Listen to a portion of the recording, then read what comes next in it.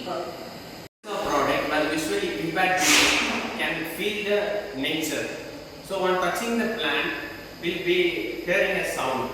Based on the touch response, the bio-capacitance, based on the touch intensity, you can hear the different type of sound linked with the capacitance value connected to the programming.